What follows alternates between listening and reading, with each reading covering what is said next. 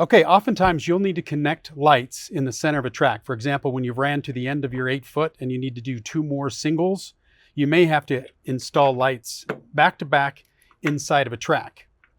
We purposely made the lights on the connections or the head or the tails slightly longer so you had more room to link them together, especially when you're dealing with track to track ends. You want a little extra slack. Here's the trick to deal with this extra cable. Once you've made the connection securely, simply twist it and slide it into the track. It'll hold it in place, then you can go and snap the back on it. If you are doing connections in between tracks, you can make the connection, snap the tracks on, and slide them close, and the cables will automatically bunch themselves up just like that.